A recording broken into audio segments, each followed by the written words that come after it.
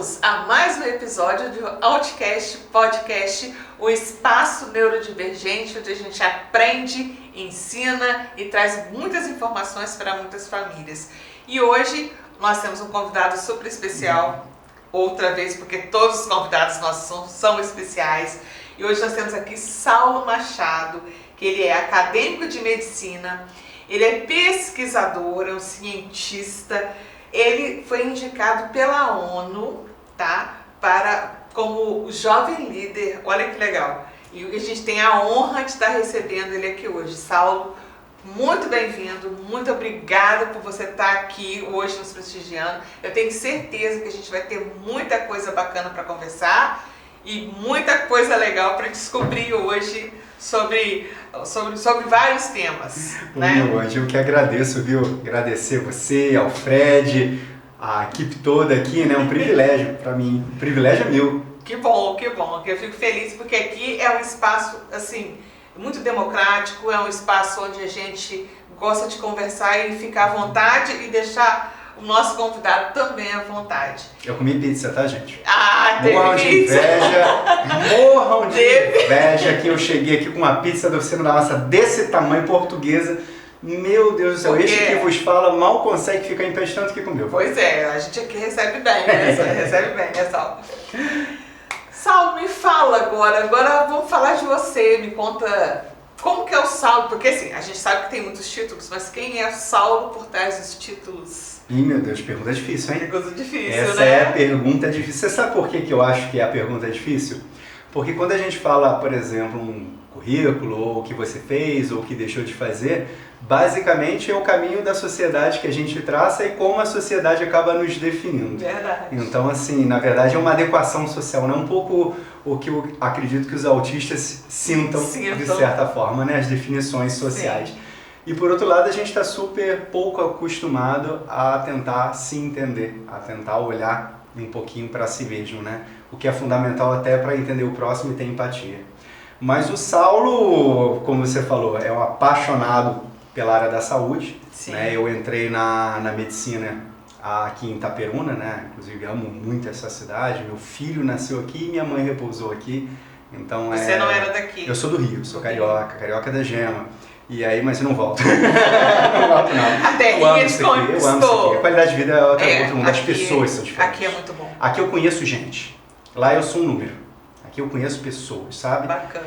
E aí entrei na faculdade, um pouquinho mais velho. Acho até que isso, de certa forma, é um pouco positivo. Eu também acho. Porque traz uma maturidade, né? De olhar a pessoa humana com outros olhos.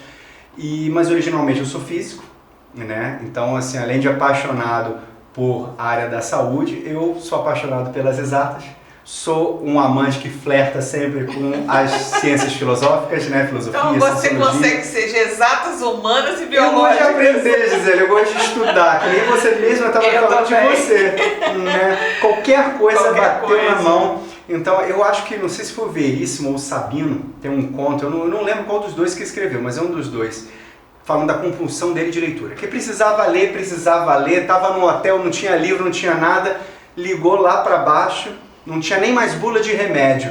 E aí o recepcionista chegou e disse, olha, eu só tenho aqui uma carta da minha mãe que manda. Eu sou assim, qualquer coisa que eu puder aprender, eu amo aprender.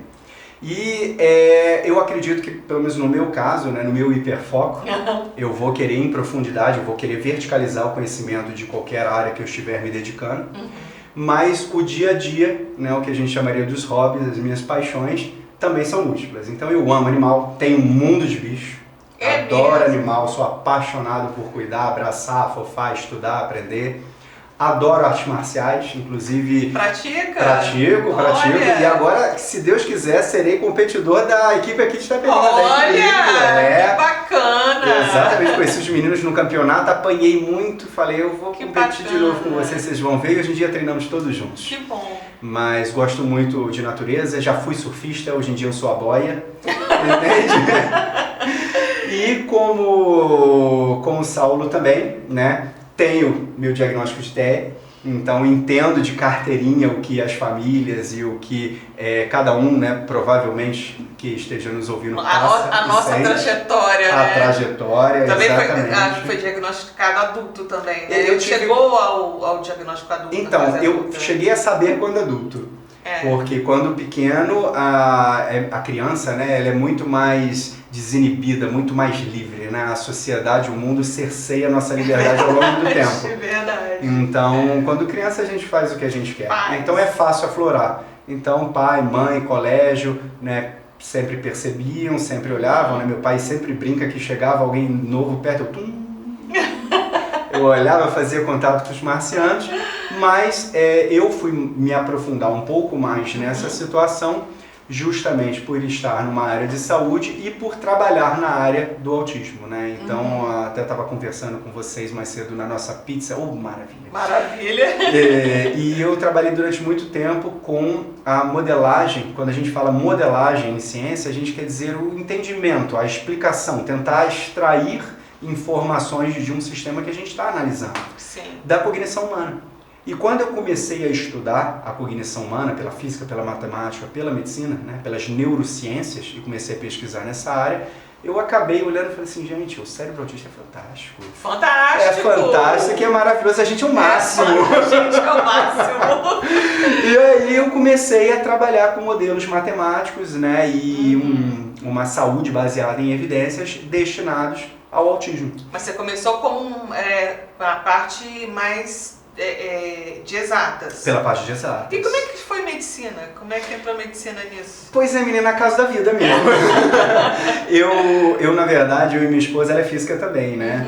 Nós, a gente sempre, né, nesses 16 anos juntos, pela física, a física que nos aproximou, numa etapa da nossa vida, a gente foi para fora, né, na época do doutorado, ficamos fora, conseguimos posições lá fora e fomos ficando. Quando voltamos no Brasil, a gente fez o concurso para a UF de Santo Antônio de Pádua. A gente não conhecia a região, não conhecia nada.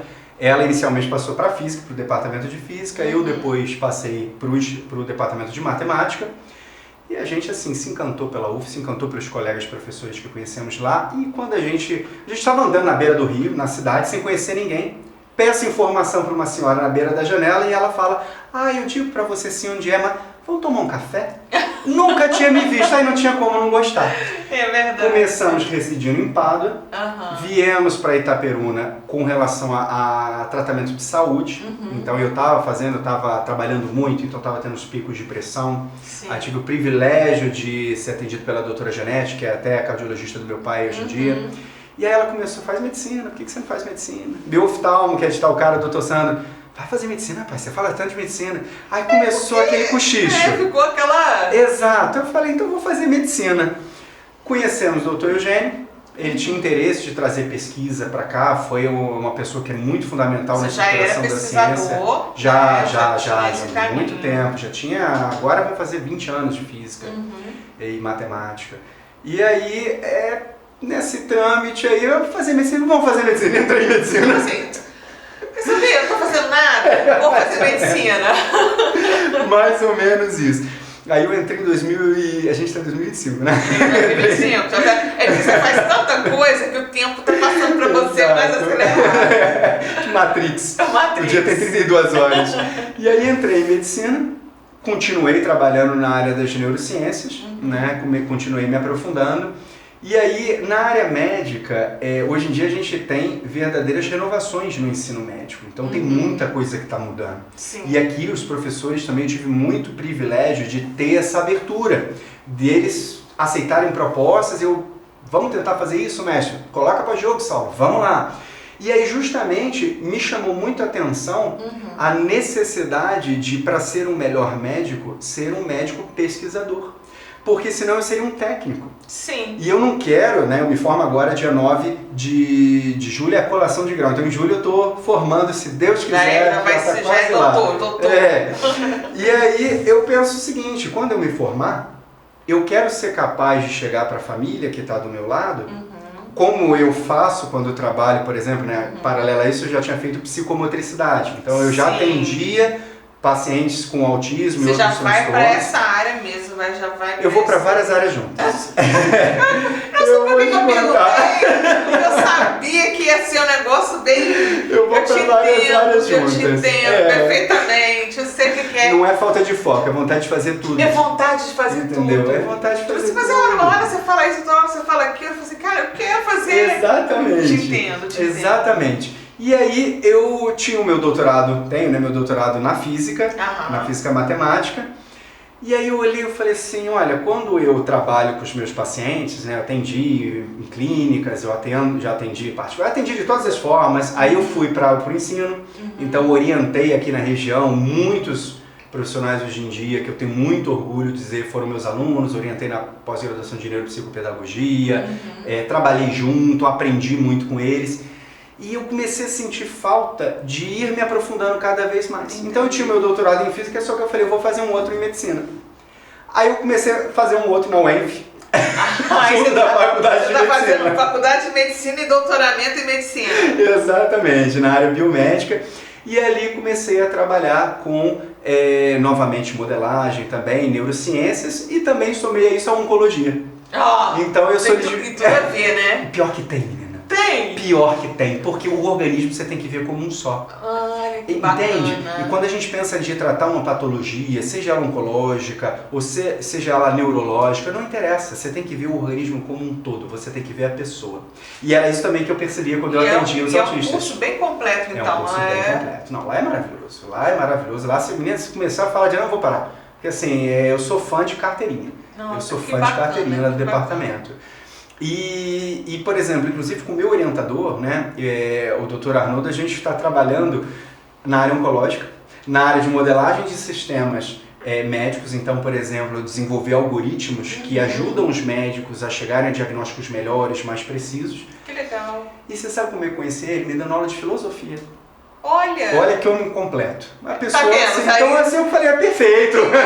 Tem mais gente como a gente, que gosta de variar, gosta de coisas, que gosta de outras coisas. E aí agora formando em medicina, né, me mantenho como pesquisador ativo, né, como eu te falei, já são 20 anos.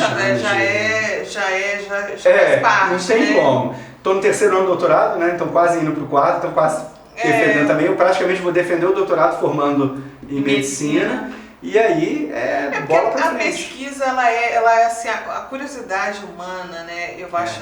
Eu sempre fui muito curiosa, eu sou curiosa. Às vezes eu falo assim, nossa, eu nunca ouvi falar disso, eu tenho que pesquisar.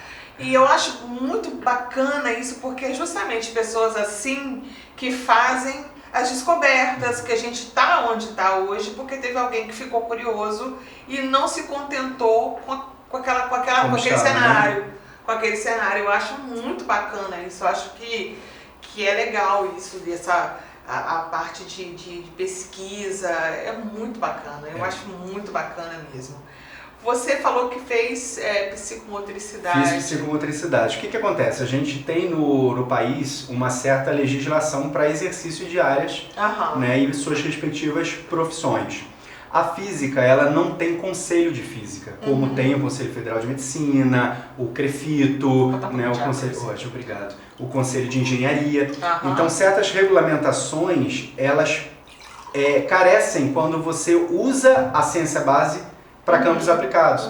Então, o que aconteceu? Pela física, pela matemática, eu era capaz de pegar trabalhos, pegar inovações de terapêuticas, por exemplo, que estariam super badaladas lá fora, longe disso existir aqui no Brasil, mas como eu vou atuar como físico, então eu chegar para uma família e falar, olha, isso funciona, isso é medicina, é tratamento, no caso não medicina, mas é uma terapia baseada em evidências, são protocolos terapêuticos válidos, existem avanços, inovações na área do autismo, de transtornos do neurodesenvolvimento, TDAH e afins, extraordinários. A gente tem que aplicar isso. Isso vai mudar a vida das pessoas, dos pacientes, das famílias. Eu sempre falo muito das famílias. Então, precisa aplicar. Sim. Mas aí, uma mãe vai procurar um físico, um matemático, lá fora isso é comum. Lá fora a interdisciplinaridade é muito mais do senso comum do que é no Brasil.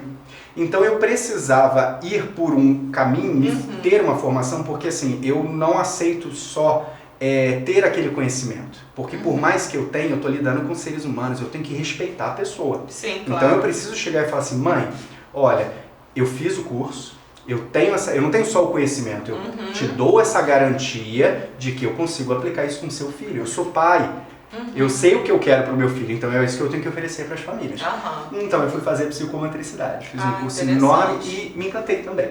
Então eu achei que ia ser algo para me mostrar, né, a pegada terapêutica, outra levada, e me apaixonei, porque é de uma completeza. Eu tive assim, uma pincelada de psicomotricidade, porque a minha formação original, eu sou professora. Então, mentira, mais uma então. Você escondendo leite. Falando de mim, você escondendo leite. Eu sou professora, eu sou especialista em educação infantil. Então, eu tive essa parte de psicomotricidade, mas era mais como uma cadeira, né, do curso e não uma especialização. Então, realmente é muito interessante. É fantástico porque ela cobre tudo, né? E ela condiz muito com a visão que eu tenho, que é uma visão holística do paciente. Você tem que olhar... Eu não gosto de falar paciente, a medicina até hoje a gente fala o cliente, né? O paciente é aquele que espera. Então você não pode chamá-lo de paciente, que ele não tem que ter paciente, ele tem que ser atendido. Então mudaram para cliente, mas cliente é uma relação de serviço comercial. Né? Não gosto. Então assim, sabe como é que eu gosto de chamar? A pessoa. A pessoa. A pessoa, entendeu? Então, você tá ali com a pessoa, você vai ajudá-la, não vamos falar de tratá-la, né? Porque autismo não é doença. Não né? Inclusive, olha, para as famílias e para os autistas, para os profissionais, autismo não é doença. O nome transtorno do neurodesenvolvimento, na sua etimologia, ele é direcionado a definir algo que na maioria estatística da população é um pouco exceção, ou seja, não é a maioria. Mas o próprio nome transtorno não é destinado a chamar uma patologia, uma doença. Então, isso é uma menção muito importante. Até olhei para puxar a orelha, você viu?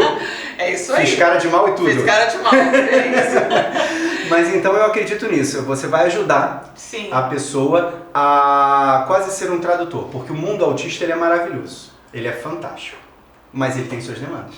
Como o mundo neurotípico também é fantástico. Mas tem suas demandas. Então, assim, eu sempre brincava muito com a família, né? Que era o seguinte, tudo bem, o grupo de neurotípicos na escola, então você fala que sua criança está tendo dificuldades. Você já parou para pensar que se você pegar um neurotípico e colocar ele numa escola, num mundo de autistas, ele vai ser o atípico? Ele vai ser o atípico. Então, a questão do transtorno, da gente falar, é por ser a maioria social. Sim. Entende? E a psicomotricidade me permitiu também ter essa visão. E aí eu comecei a falar, pronto, beleza, agora eu posso atuar como terapeuta, vou ter a levada da psicomotricidade, mas eu sou um cientista, eu vou inovar. Então eu comecei a trazer as pesquisas, algumas delas minhas, que desenvolvi inclusive aqui em Itaperuna, tá? E a partir daí também inovações de colegas lá fora. Porque quando eu fiquei lá fora, eu era aquele... Engraçado que eu não posso nem falar aquele estudante fujão, porque eu já estava como pesquisador. Mas eu era arteiro, sempre fui muito arteiro. Então no centro de estudos que eu estava, né, é uma escola italiana, que ela é baseada na Itália, mas ela é uma escola internacional. Sim. E tinha os 3 pilares, a matemática, a física, eu transitava entre os dois, porque a minha área era física e matemática, e as neurociências cognitivas. E às vezes eu falava com o meu orientador, eu falava assim, professor, eu tô um pouquinho... Precisando dar umas parecidas, né? Ele, você vai lá para a neurociências, não vai, Saulo? Eu falei, vou. Aí eu fugia e ia para as neurociências. Então eu tenho até hoje muitos colegas, tenho colegas que hoje são professores em Princeton, em grandes universidades, tenho colegas que estão em Harvard, colegas que ficaram na Itália, colegas que voltaram para o Brasil, Colômbia. Então assim, lá é um centro que reunia gente do mundo inteiro. Então, quando eu estava também com os pacientes, eu tinha acesso a chegar e falar assim, fulano, como é que faz isso? Eu sei que você está trabalhando nessa área, o que você está vendo aí que funciona? E aí eu pegava um professor que tinha um projeto, um estudo com às vezes 1.000, 2.000 crianças autistas e me falava, Saulo, a gente tem percebido, a evidência, olha a importância da palavra, científica, tem mostrado que isso está funcionando. Aí eu vinha e aplicava aqui. Entendi. Entende? Mas sempre olhando a pessoa como um todo. Outra coisa que eu acredito é que nós não somos seres individuais, nós somos seres sociais e familiares. Então, a sociedade é muito difícil da gente abordar, mas a família ela está ali com a gente. Sim. Então, sempre optei por ter abordagens onde o foco principal é a pessoa e a sua família.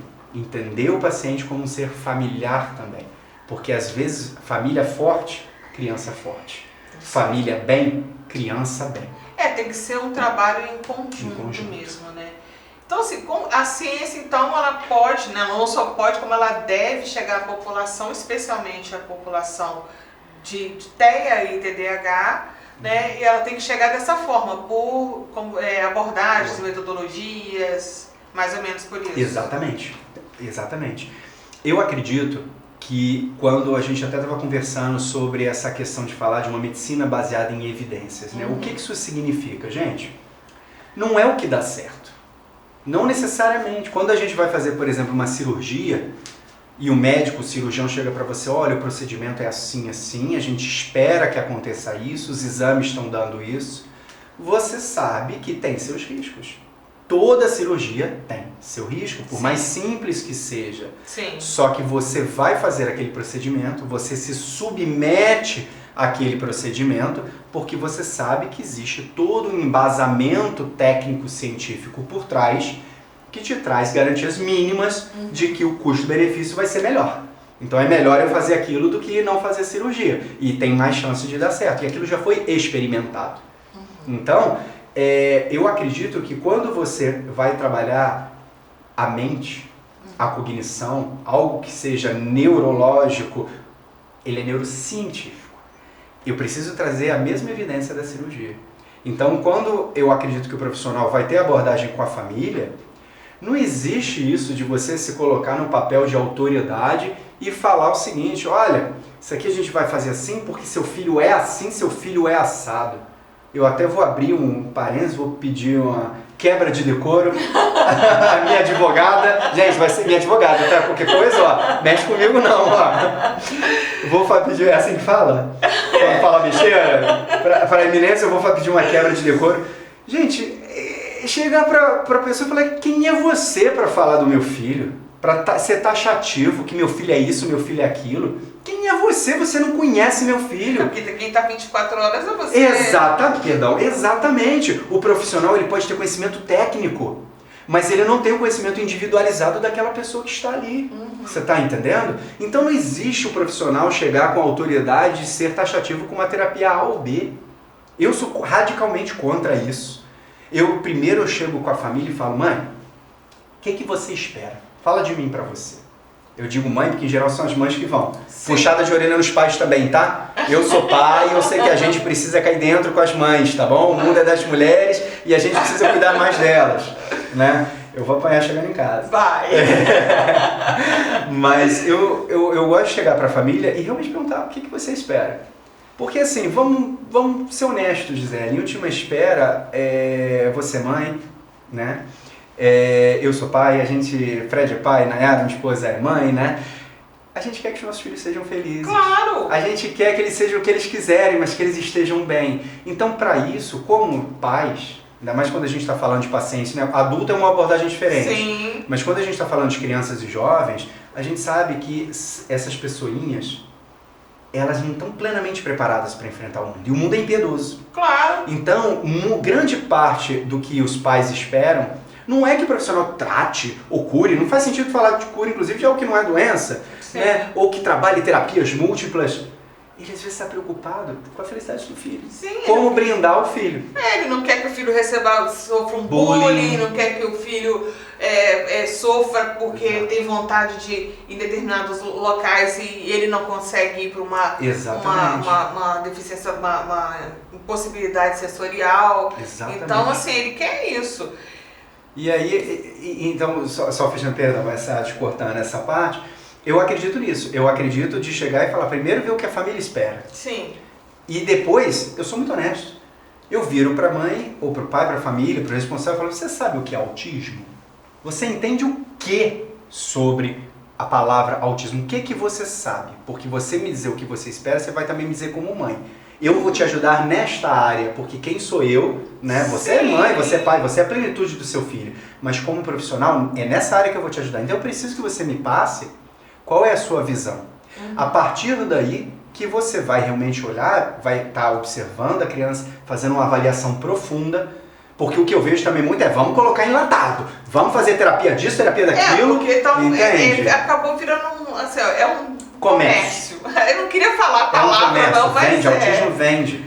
E aí, vamos colocar a goela abaixo, você satura a criança, o sensorial da criança, você hiperexcita aquele cérebro em desenvolvimento. Porque são muitas terapias, às vezes a criança ela fica a semana inteira envolvida com terapia, aí tem a escola, ela não tem, porque a gente sabe que o autista ele precisa daqueles momentos dele, é o momento que ele não quer conviver, é o momento que ele precisa se regular, é o momento... Então, às vezes, ele tá sempre... Ele não fica em casa. De manhã ele vai para terapia, à tarde vai para a escola, aí à noite ele vem, aí vai ter uma atividade extracurricular à noite. Exatamente. E porque isso é muito bom para ele, porque isso é muito bom para ele. Mas é bom, mas ocupa ocupa não só a criança, mas a família toda. Exatamente. E você sabe o que eu fazia muito? Hoje em dia, eu praticamente vou atender emergência, porque o tempo é super escasso, né? Sim. Eu estou defendendo daqui a pouco a tese do doutorado, terminando medicina, vou começar outras pós, eu não consigo parar de estudar, eu faço 1 milhão de coisas ao mesmo tempo. Aqui eu sou do Conselho de Saúde, do Conselho de Ética, estou em várias comissões municipais de saúde e por aí vai, eu vou indo, eu vou estudando. Quanto exatamente. Tento colocar o máximo de tempo que eu puder da minha vida pro meu filho, como prioridade máxima. Então, assim, quando acontece de alguém falar assim, Saulo, me ajuda, pelo amor de Deus, tudo bem, vamos lá, vou resolver. Pelo menos que seja um bote salva-vidas inicial e quando tiver tudo sereno a gente encaminha. Então hoje eu só tenho feito essa abordagem, mas quando eu estava realmente 100% do tempo direcionado a atuar como terapeuta, não tanto como inovador, como cientista, como professor, orientador, mas simplesmente estar ali como terapeuta, você sabe o que eu fazia? Vamos fazer terapia na rua. Ah, eu vou passear. Ótimo, então a gente vai fazer a terapia no passeio. Ah, mas e na escola? Vamos para a escola. Ah, mas meu filho adora nadar. Eu sempre gostei de piscina. Porque é um momento de inclusão, é um momento de participação no mundo, é um momento real. Não adianta eu ficar, por exemplo, eu ouvi de um grande colega, né? Exato. Eu ouvi um grande colega, né, o grande Bruno, tem que falar o nome dele porque o cara é fera, um terapeuta ocupacional extraordinário. E ele virou para mim e falou uma coisa muito tempo atrás mesmo que me chocou, que ele falou o seguinte assim, Saulo, quando eu ensino ele a brincar com isso, brincar aqui, com aquilo, eu estou ensinando ele a amarrar o sapato. Eu estou ensinando ele a escovar o dente. Então não adianta eu ser muito habilidoso nessa brincadeira se eu não consigo sustentar o meu trabalho quando ele realmente for amarrar um sapato ou colocar uma escova na boca para escovar o dente. Então eu tenho que acompanhá-lo, eu tenho que ser o dia a dia dele, o cotidiano. E aí isso retoma muito o que a gente até estava conversando sobre o papel das famílias. Sim. O terapeuta, quando ele guarda para si, não, eu vou trabalhar com seu filho assim, vou fazer tal terapia, né? Vai ter um monte de gente brava comigo. Pode ficar bravo mesmo, gente. Agora eu sou lutador de jiu-jitsu, hein?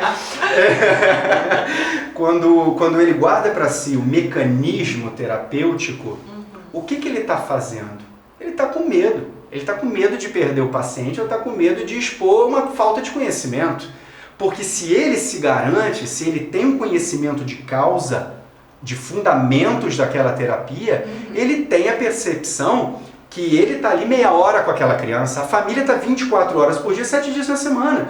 Então, por exemplo, o que o Saulo fazia? Vou trabalhar com a criança, inclusive para a família ver, mas eu nunca atendi criança sem a família. Sim. E eu nunca atendi a criança, vamos ficar brincando. Não, peraí, mãe, olha o que eu estou fazendo. Vamos entender o porquê que eu estou fazendo. Porque eu estou fazendo isso com os recursos que eu tenho aqui na clínica, mas na sua casa você vai ter outros, na rua você vai ter outros. Que tipo de estímulo que eu quero? Qual é a entrada cerebral que eu estou acionando nessa criança e qual é a saída cerebral? Como se fosse um computador que eu estou esperando. Precisa disso, até porque ele vai só na terapia e em casa, se ele não tem essa abordagem da família, isso fica e você sabe o que é? Fica desconectado. E isso leva a familiares, a responsáveis, às vezes, desenvolverem ansiedade, depressão grave, porque é desesperadora. Eu já tive pacientes de mãe falar para mim e falar assim, olha, eu nunca soube como lidar com meu filho em crise. Meu filho está na clínica, está no ambiente controlado, está com os profissionais, então é mil maravilhas. Sim. Todo relatório, né? Eu sempre, das equipes que eu supervisionava, eu sempre cobri muito relatório. Eu era uma pessoa muito chato, entendeu? E aí, é sempre assim, não, tudo correndo bem, a evolução assim, assado. Claro, está num ambiente controlado. Eu não posso ajudar uma família dessa forma, eu tenho que ajudar quando eu não estiver ali, quando a família estiver sozinha, quando a criança estiver em crise, quando a criança não souber lidar. Então eu tenho que corroborar o seguinte: mãe, você vai educar o seu filho como qualquer mãe vai fazer. Do melhor jeito, você, seu filho é seu filho, são pessoas... É o ritmo da casa. É o ritmo da casa. Agora, com relação ao autismo especificamente, ao TDAH especificamente, à síndrome de Down especificamente, o que quer que seja, que for da minha área de abordagem, eu tenho que te dar o ferramental para você trabalhar. Sim. Você está entendendo? Então, assim, eu acho que a família tem que ser um foco. Para mim, a família é a base de tudo. Você, enquanto pesquisador, você acha assim, você acredita que há uma distância entre o que se pesquisa nas universidades e o que se aplica com as famílias, nas clínicas? Porque assim, a gente tem essas teorias, tem todos os estudos, temos artigos científicos, mas assim, o que se efetivamente aplica-se? Consegue fazer esse link ou ainda está muito distante do o sonho e a realidade? Eu acho que a pergunta que você fez, eu vou até pensar enquanto te respondo. Por quê? Simplesmente isso daria um artigo de revisão. Eu acho que o questionamento que você colocou é literalmente aquela agulha, aquele alfinete. Você olha de cima e você fala, meu Deus, é só um pontinho, mas foi fundo. Eu acho que você está corretíssimo, Gisele. Não acho que é uma resposta fácil. O que eu acho é o seguinte: primeiro, mesmo que haja avanços práticos, terapêuticos, há uma desconexão de conhecimento. Então, a academia, digamos assim, ela vai produzir o seu conhecimento, ela vai produzir know-how, ela vai produzir em todas as suas áreas investigação diagnóstica, melhoramentos terapêuticos, melhorias em tratamentos medicamentosos, quando necessários ou não, técnicas de abordagens. Só que o que acontece? E será que isso chega na população? E será? Eu acho que não. Eu acho que há, principalmente no Brasil, lá fora há mais. Mas no Brasil há um distanciamento muito grande do que é produzido e do que é aplicado na prática. Outra coisa, quando a gente fala principalmente de autismo, a gente tem uma demanda por interdisciplinaridade gigantesca. Você precisa do fono, do TO, do psicomotricista, do médico, do psicólogo, do nutricionista. O espectro autista é uma das áreas que mais demanda inter e transdisciplinaridade. Então isso dificulta ainda mais a comunicação científica, porque a físio vai ter a produção sua, a TO vai ter a sua, a matemática vai ter a sua, a medicina vai ter a sua, mas às vezes elas não se intercomunicam. Então assim, eu acho que a gente vai precisar de uns anos a mais para que as descobertas de áreas individuais comecem a se juntar, se unir, a conversar e gerar um discurso que chegue na sociedade. Além disso, a gente tem as fases da ciência. Por exemplo, eu ouço muita gente, inclusive grandes profissionais, falando o diagnóstico do autismo ele é puramente clínico. Isso é verdade. O diagnóstico do transtorno do espectro autista ele é clínico. Ele prescinde de uma equipe multidisciplinar que vai avaliar e o médico vai também colocar sua observação e vai chancelar através do laudo. Tudo bem, beleza, isso eu concordo. Agora, eu não vejo as pessoas falarem, mas por que é clínico? Não tem nada para eu ter certeza. Porque, olha o nome, espectro autista. Espectro é muito amplo. É amplo. Cada autista é único, é tão diferente do outro. Então não tem nada para eu investigar, para eu fazer um exame. E eu vejo várias pessoas dizendo, não existe. Não é bem por aí. Se você faz, por exemplo, um eletroencefalograma, existem vários estudos que mostram que o padrão de ondas cerebrais dos autistas, ele é diferente do padrão de ondas neurotípicos. Olha, não sabia. Existem vários estudos que têm mostrado isso. Quando a gente faz, por exemplo, uma ressonância magnética funcional, que é como um equipamento de ressonância, mas, por exemplo, se eu coloco um violinista para tocar, ele mostra as áreas do cérebro que estão, como é que se fala, sendo excitadas ou não, né? Que estão em atividade. Se eu faço algum exame onde eu vou tentar analisar os circuitos cerebrais e ver como é que está funcionando, o padrão do autista é diferente do padrão neurotípico.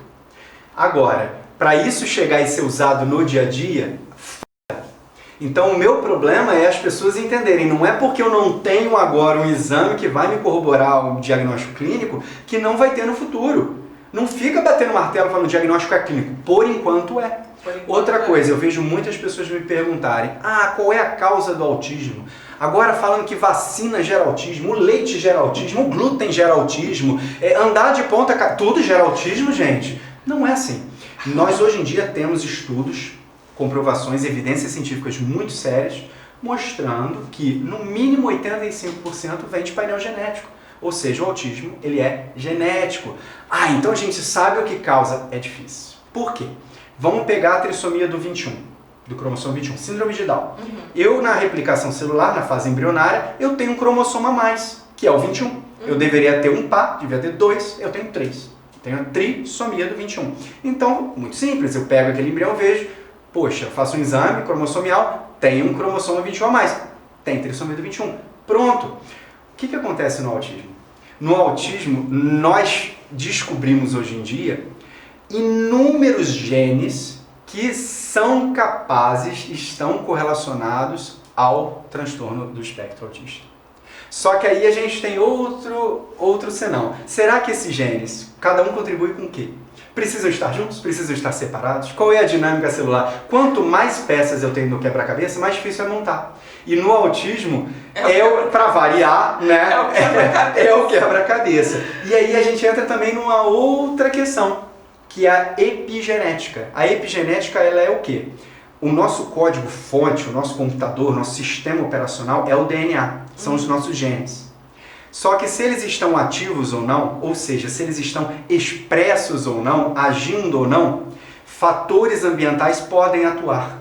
Isso não acontece só no autismo, acontece no câncer, por exemplo. Sim. A gente tem o que a gente chama de pró-oncogenes, ou seja, genes pró a favor do desenvolvimento de tumor, de câncer. Se ele é ativo ou não, são outros 500. Então, além da gente ter esse, como a gente chamou, né, do quebra-cabeça genético do autismo, a epigenética, ela entra muito fortemente no autismo. Então, a gente sabe que a causa, a pedra fundamental, ela é genética, porém, fatores ambientais também podem causar. A idade paterna, por exemplo, tem estudos que mostram que a qualidade do esperma pode afetar o desenvolvimento.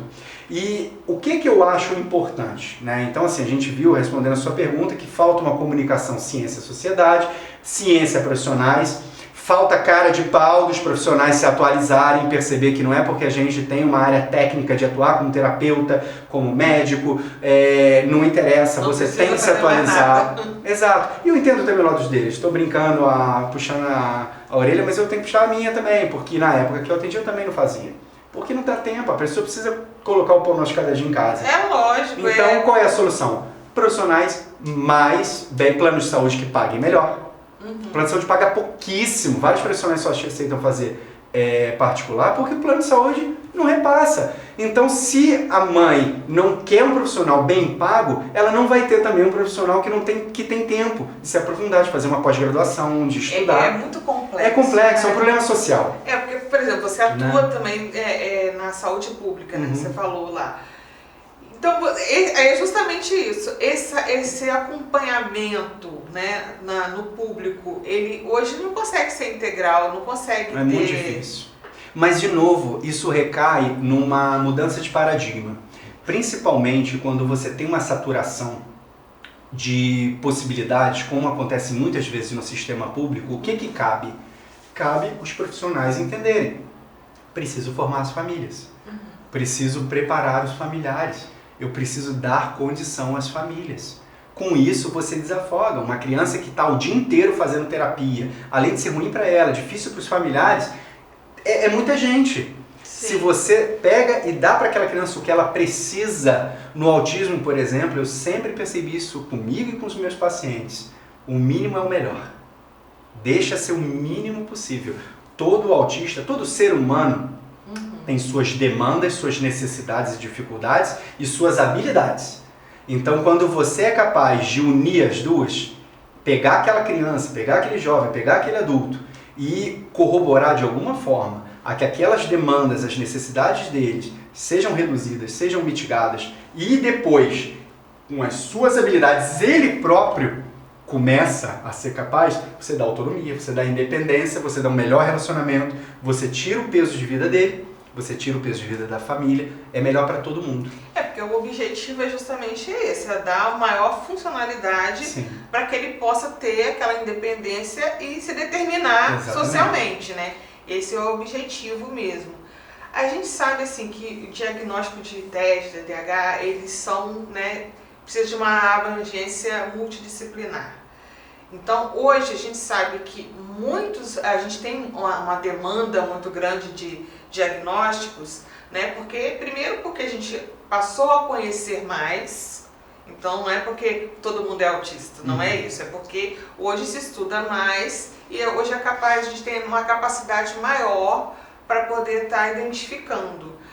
Mas o SUS, você acha que o SUS ele está preparado para fazer o diagnóstico como deve ser feito, ou hoje, por conta desse comércio, tá aquela outra ponta no pé, autista? Então, pergunta difícil, hein? Gente do céu, olha só, a fofoca vai ser boa, hein? O Fred tem que ir com o meu segurança aqui embaixo, tá? Pra não bater em mim. E minha advogada tá aqui, tá, gente? Então, o que eu acho, Zé? Veja bem, eu acho que a gente tem que separar quando a gente está idealizando o sistema, tá? A engrenagem, o carro e quem está dirigindo a máquina. Então, assim, o SUS, a priori, né, a integralidade do oferecer o serviço, a universalidade, né, isso tudo estaria, teoricamente, dizendo que o sistema de saúde, se está ou não, outros 500, mas ele tem que estar preparado para receber, né, os autistas na sua totalidade, em todas as suas necessidades, acompanhamentos e graus de complexidade, tá certo? Então deveria estar. Só que o que acontece? Quem está dirigindo a máquina? Não estou nem falando de política não, estou falando dos profissionais mesmo, uma crítica a nós. Sim. Tá sabendo? Eu já lidei com vários profissionais que eles olham um autista grau 1, né? Não sei se a gente vai tocar nessa questão dos níveis de autismo, né? Que mudou do CIS-10 para o 11, mas só para ser mais fácil o entendimento para quem estiver nos assistindo, né? Pensando no grau 1, grau leve, que a taxa de suicídio é infinitamente maior, que a taxa de depressão é infinitamente maior, as comorbidades às vezes são gravíssimas, só que faz um mascaramento social, ele não... É aquele assim, você não parece autista. Você não tem cara. E profissionais médicos dizendo isso, e a pessoa ali buscando e falando explicitamente, olha, eu estou deprimido, eu não estou aguentando, quase demonstrando uma ideação suicida e sendo negado o diagnóstico que ela já havia recebido de outro colega por não ter cara. Então, o que acontece? Até o momento que não haja uma instrução, uma capacitação dos profissionais por parte, talvez, no caso do SUS até, do governo, da Secretaria de Saúde, aí eu não sei, né? Mas a parte educacional não vai mudar. Mesmo que o SUS tenha a capacidade de abrigar todas essas pessoas, não vai mudar. Porque o que acontece? A gente hoje em dia, né, você falou a questão, agora todo mundo é autista. Não. O que acontece é uma dicotomia. Primeiro, os autistas envelheceram. Sim. Então tem muito mais autista que continua sendo autista. Continua sendo. Segundo, com o conhecimento a gente diagnostica muito melhor e muito mais brevemente. O que é muito bom. O que é maravilhoso. Então desde cedo você já aumentou e reduziu a faixa etária e aumentou o número de diagnósticos. Sim. É capaz de identificar autistas mais velhos, principalmente de nível 1. Então aumentou também o número, ou seja, isso tudo é positivo. É natural que com o avanço da ciência, o avanço do conhecimento, o número de diagnósticos aumente, porque a gente realmente conhece mais e identifica melhor. A gente falou da epigenética. Talvez o contexto de poluição, o contexto de excesso de tela já a priori não tem evidência para isso, mas né, vamos pensar alimentação, agrotóxicos, né? Estejam talvez corroborando um pouco com esse número. Então talvez existam fatores externos. E qual é o outro lado da dicotomia? É o mercado. Então hoje em dia, se não é ou não me interessa. Eu vou dizer que é porque é moda, ou então porque eu vou ter mais paciente. Até o próprio paciente às vezes quer o diagnóstico, porque ele sabe que tem algumas vantagens que ele pode ter com o diagnóstico, né?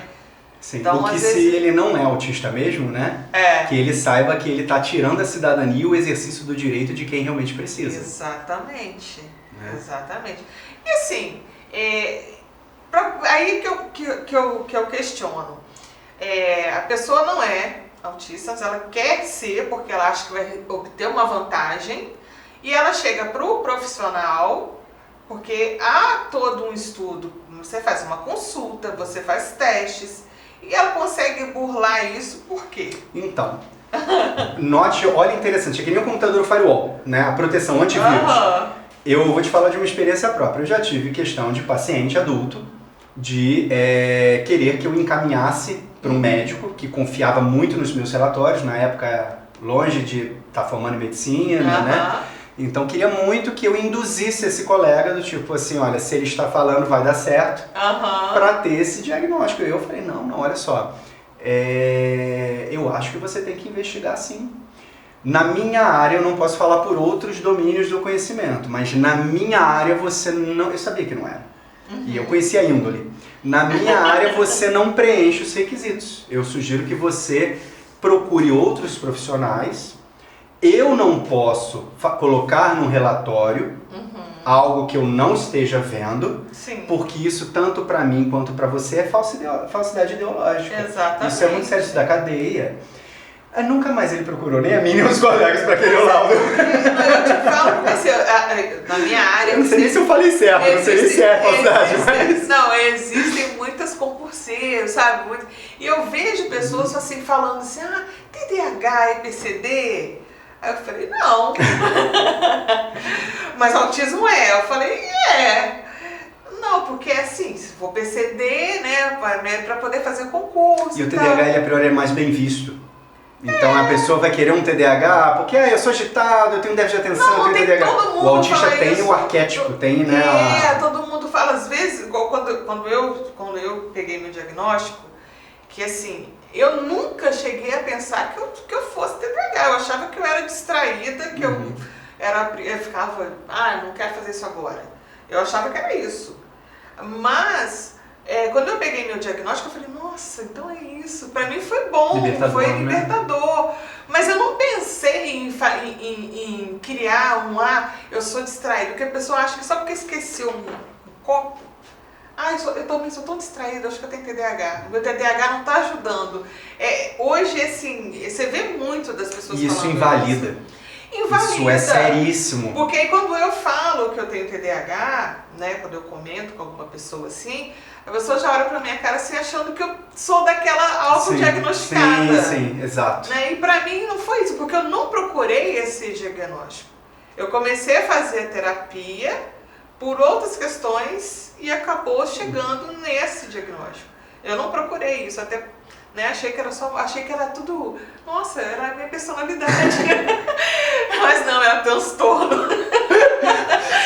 Transtornado ou não, você e Fred são pessoas interessantíssimas. Então que todos fossem assim. Que ótimo. Então assim, eu não procurei, mas eu vejo pessoas se autodiagnosticando, principalmente TDAH, porque ficou aquela coisa do banalizado, né? Todo mundo é autista e todo mundo é TDAH. E assim, tem muito mito, né? Tem. Então eu queria que você me dissesse assim, quais os maiores mitos neurodivergentes que você gostaria de estar derrubando. Nossa, você... Olha, eu vou falar uma coisa pra vocês também. Ela me falou que é iniciante aqui, mas me coloca numa saia justa. É advogada, né, gente? É a minha advogada, tá? Mexe comigo pra vocês verem. Eu vou andar na rua, eu olho, eu tenho que... Cuidado! Então, Gi, o que eu acho? Eu acho que você, na verdade, quando você coloca esses comentários, como eles invalidam o autista, invalidam o TDAH, eu acho que isso é de uma falta de empatia, isso é de uma hipocrisia social. Então, inclusive, assim, eu vou olhar para ele de novo, né? Que o Fred falou que quando for para fazer cara de mal, eu vou olhar para ele, né? O que acontece? Eu ouço muito essa frase, todo mundo tem um pouco de autista. É verdade. Sim. Só que as pessoas não entendem que os traços do autismo estão a priori em todo ser humano, os traços do TDAH também. Qual é a diferença? Que só existe diagnóstico quando há impacto clínico na qualidade de vida da pessoa. Então, o autista ele tem característica A, B, C ou D, ele preenche os requisitos do autismo. Aí você olha e fala, mas eu também sou assim, e eu também sou esquecido, e eu também tenho rigidez cognitiva. Quando você fala isso, você está pegando o seu dia a dia, algumas críticas diárias que você talvez tenha, ou uma reflexão pessoal, e você está invalidando essas características, trazendo uma péssima qualidade de vida para o outro.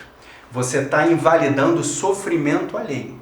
Porque o autista, quando ele é diagnosticado com autismo, significa que o autismo está trazendo impacto de vida. Então o autista ele precisa ter dificuldades no domínio de linguagem, dificuldades no domínio de interação social, de comunicação social, e isso traz sofrimento.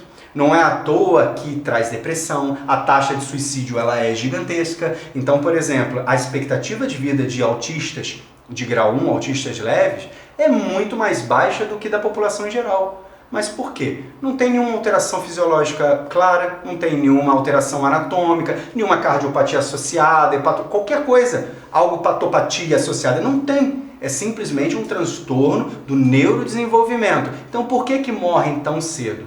Suicídio, depressão, transtornos de ansiedade generalizados. Então quando a população fala, todo mundo hoje em dia é um pouquinho autista, para mim é uma falta de empatia, é uma covardia para com o sofrimento do outro. Sim. Gigantesca. Né? É aquele famoso, a colocação do cordão do girassol. O que é o cordão do girassol? É uma deficiência invisível, não é uma deficiência inexistente. Exatamente. Ela existe, você só não vê, então respeita. Respeita, aceita e respeita. E se tem críticas, busque conhecimento. Não é pegar YouTube, tem vários canais excelentes, sim, mas não é pegar o tio do WhatsApp, né? Eu gostei da incentivadora e vou usar o tio do WhatsApp agora. E você sair tomando como verdade. Não, vai estudar, vá aprender. Vai entender, por exemplo, tem mais homem autista do que mulher. Outro mito.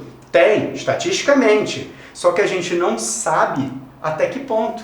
Não há cientificamente uma explicação realmente clara para dizer não, tem mais homem do que mulher por causa disso. Não, mas é uma explicação social. Que a mulher, ela na história da sociedade, ela é muito mais forçada a controles, a percepções, a desenvolvimentos sociais do que o homem. Sim. Há uma aceitação muito maior para o menino do que a menina. Então o que acontece? A mulher acaba desenvolvendo habilidades que, se não inerentes a ela acaba desenvolvendo, de mascarar o autismo muito maior do que os homens. Tanto que hoje em dia você vê muita mulher recebendo diagnóstico tardio, sim, mais do que homens. Sim. Então, na verdade, quando você também se cega dizendo que o que existe, o autismo que existe é o autismo visível, você está, inclusive, corroborando com toda uma construção social. Sim. Isso é perda de cidadania. Né? Então, assim, com relação a enumerar, né, os mitos de derrubar. A gente está tendo muito diagnóstico porque todo mundo hoje em dia é autista. Não, a gente está tendo mais diagnóstico porque a gente estuda mais. Então estude mais também, leia um pouquinho mais, tá bom? A terapia tem que ter um mundo de terapia, vamos colocar a criança, o jovem, o adulto. Não, os profissionais precisam se atualizar porque eles precisam entender as demandas e as necessidades de cada um. Individualize o seu tratamento como profissional. Entenda que é um ser humano que está na sua frente, pelo qual você está sendo responsável, e uma família que está confiando e se entregando de forma vulnerável a você. Com relação a ter mais homem do que mulher no autismo, gente, existe um lado social e antropológico aí por trás. Vamos mudar isso aí, vamos mudar esse pensamento. Né? O mundo, a gente já está no século XXI, por favor. Né? Com relação a diagnóstico, por favor, você é profissional, não fique com o argumento de autoridade, o argumento de verdade. Busque sempre, não interessa qual é a sua área, busque sempre no autismo um aconselhamento de uma equipe multidisciplinar. Todos são peças-chave. E te digo mais, a gente sempre pensa o médico, o terapeuta, né, o fono, o físico, não interessa.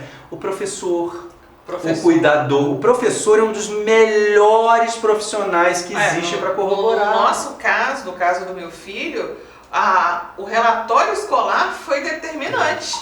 porque a gente achava que ele era o garoto estrela da escola, que ele realmente é muito bem quisto, ele é um menino que todo mundo adora, mas ele que não quer se relacionar com ninguém.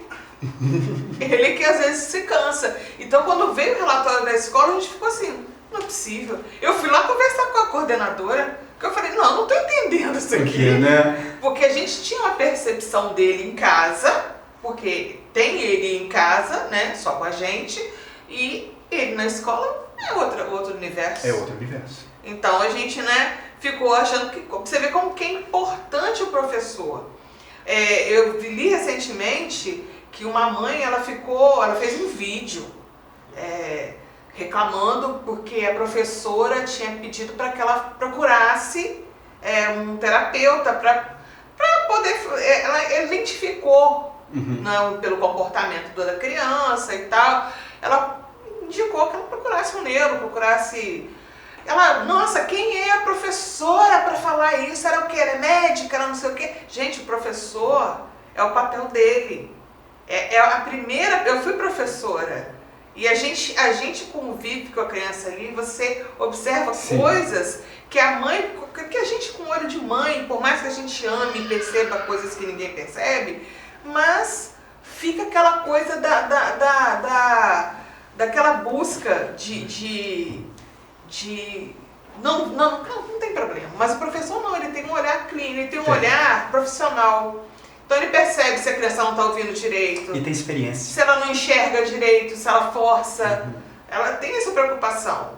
Então eu acho assim, é fundamental o professor, ele dar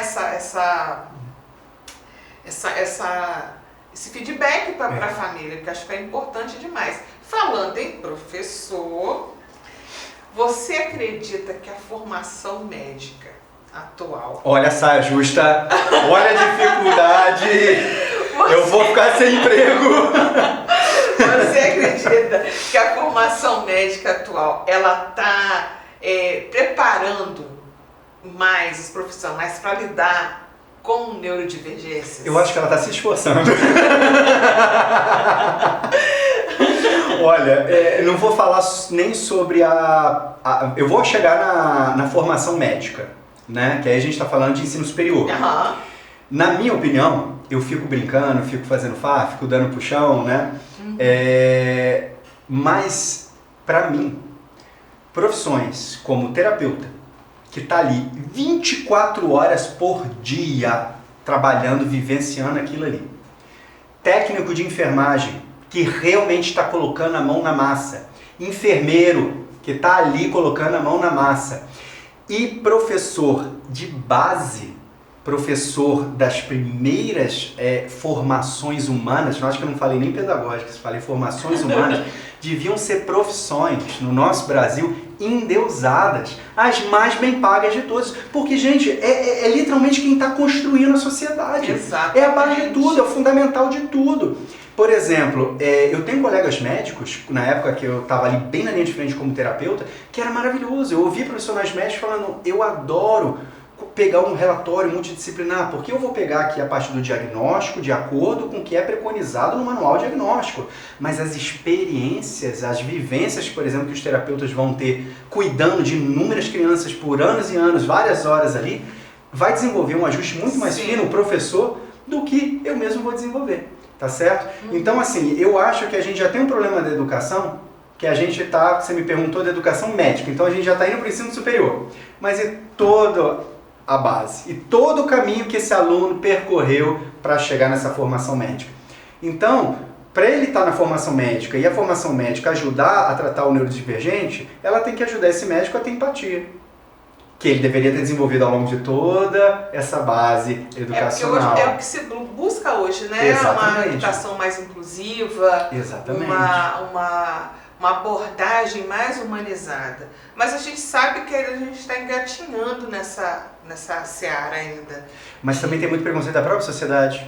Não, até da própria família. Da própria família. Às vezes da família você recebe o diagnóstico. Quando eu recebi o meu de TDAH, porque o de TEA a gente está investigando ainda, mas pelo andar da carruagem, pela andar da carruagem. Nada a comentar. Nada a comentar.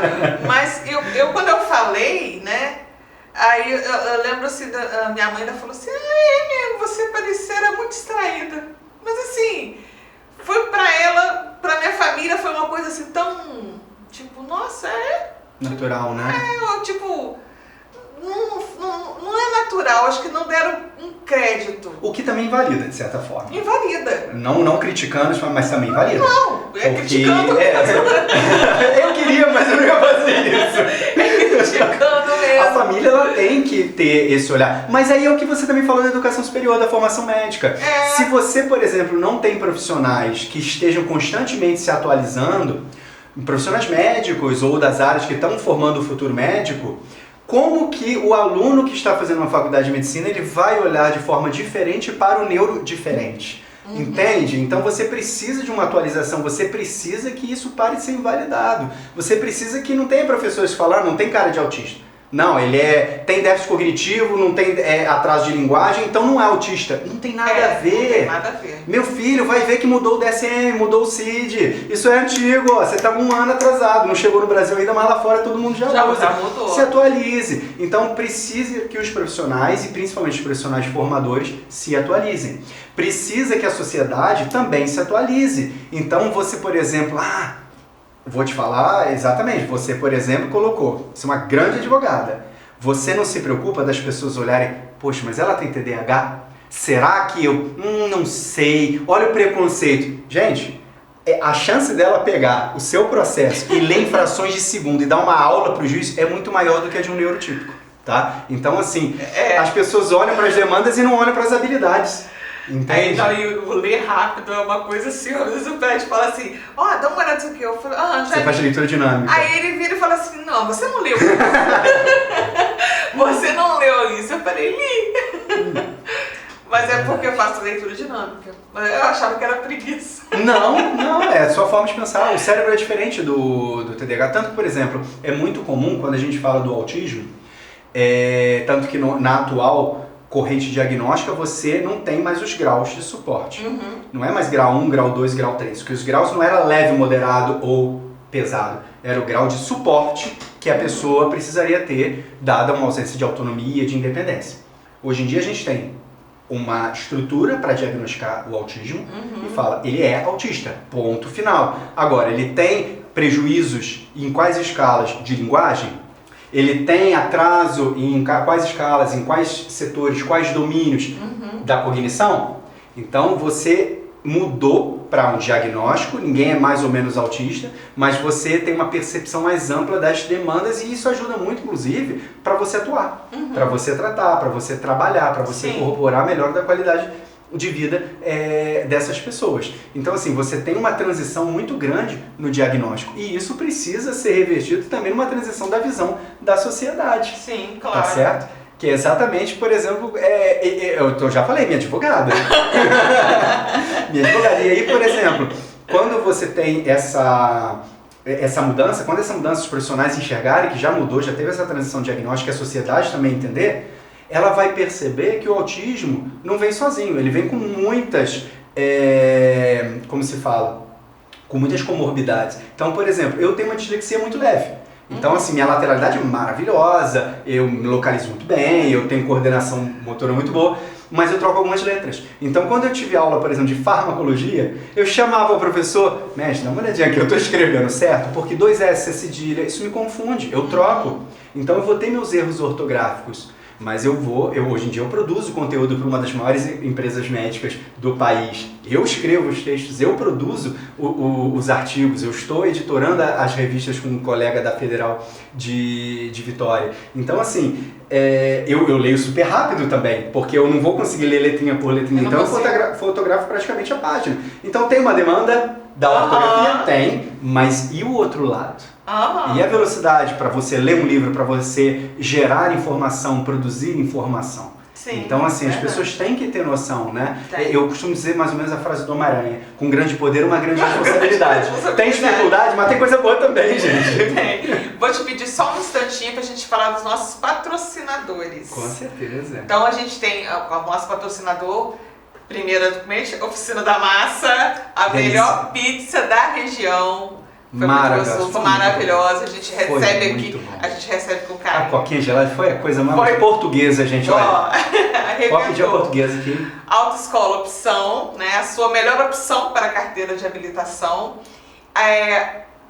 Saúde Farma, que é a entrega mais rápida da cidade. Audi Educação, sistemas educacionais. Ouse Saber. Nós já estamos caminhando para o final do nosso bate-papo. Eu adorei, porque é bom, eu gosto de gente que fala rápido. Eu também. porque eu não sei você, mas quando a pessoa começa a falar devagar e demorar a chegar onde está aquilo, me dá um nervoso. Bota em 2 vezes no zap, que é uma beleza. Eu só ouço assim, mas eu gosto que você fala rápido. Mas assim, o que você gostaria que fosse implementado como política pública nos próximos anos para poder melhorar a qualidade de vida dessas crianças, das famílias? O que você entende assim, que poderia ser uma inovação ou a melhoria de alguma coisa que já existe? Eu acho, Gisele, que às vezes a gente tem a ferramenta dentro de casa e fica buscando dificuldades ou tentativas em criando pelo em ovo.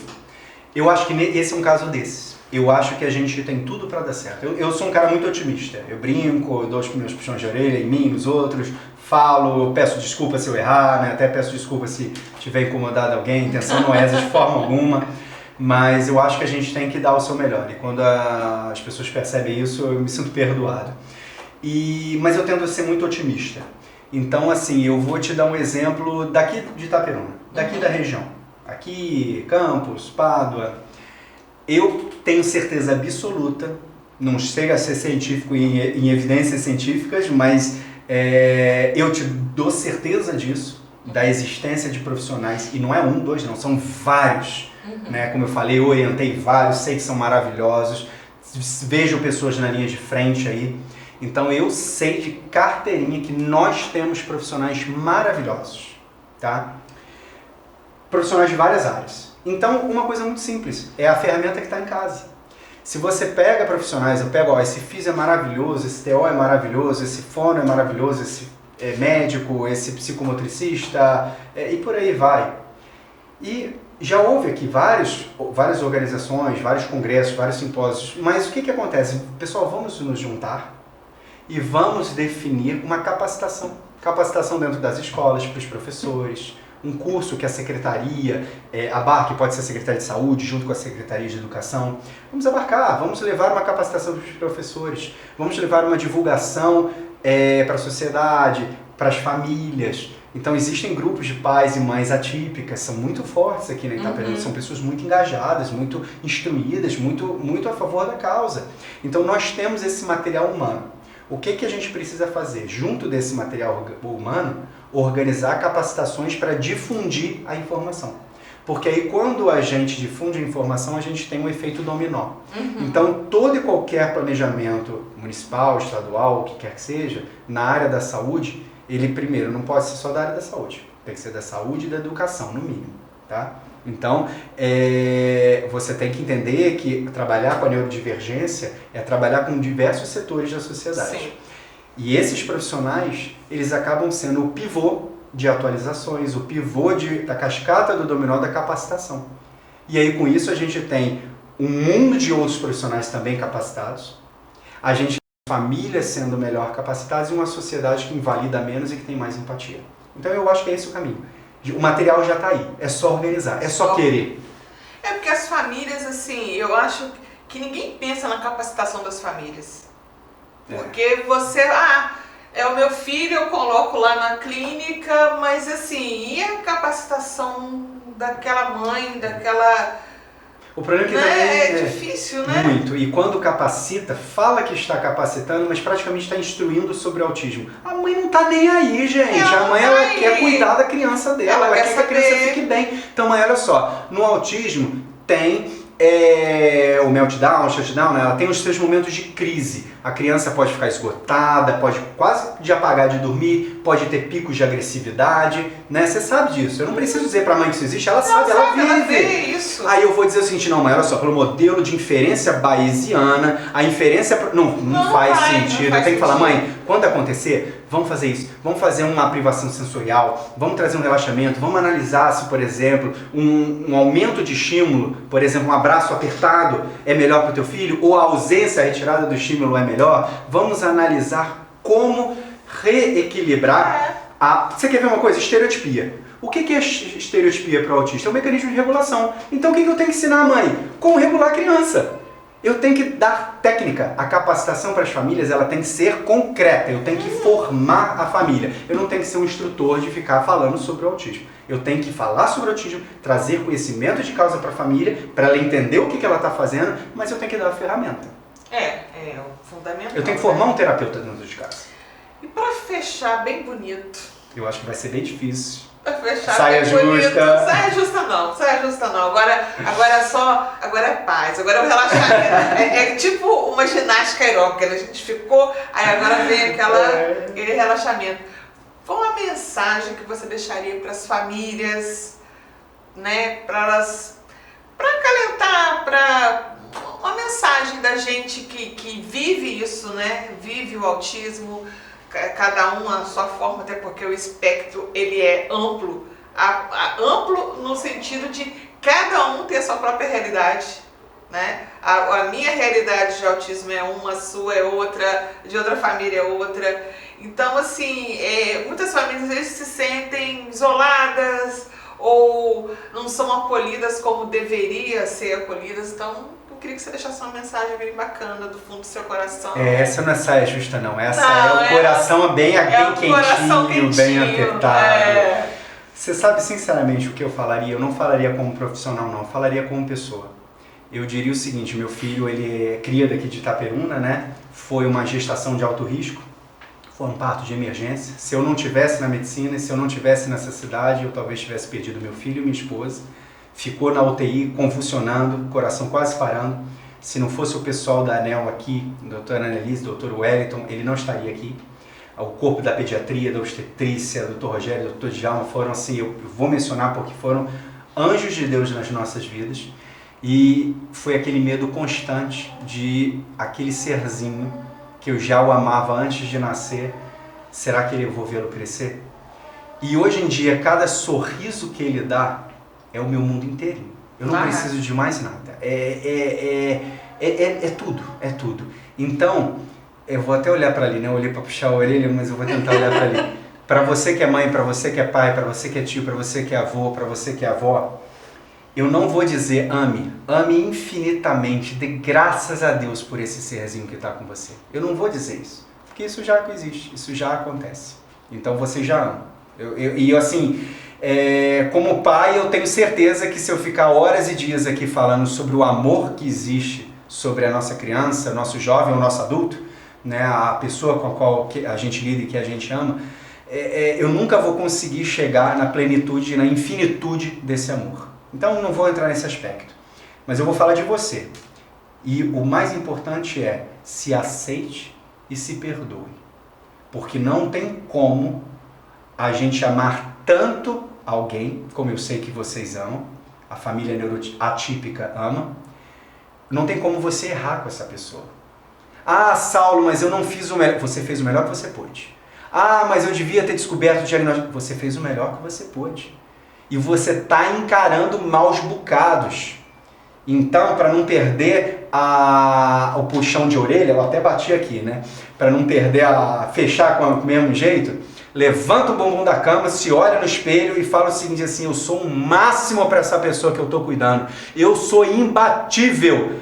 Realmente caí, falhei, errei e vai errar de novo. Mas isso é ser humano. Então não tem que perder tempo se criticando, tem que se amar, se respeitar, saber que não está sozinho, vão ter novas dificuldades, mas é sempre um mundo melhor, é sempre uma situação melhor, seja otimista e busque sempre profissionais, amigos, família, não interessa, esferas humanas que te deem acalento, que te deem amor. Não fique sozinho, continue amando infinitamente, se perdoando, fazendo o melhor possível e não se sinta sozinho. Você não está sozinho, tá bom?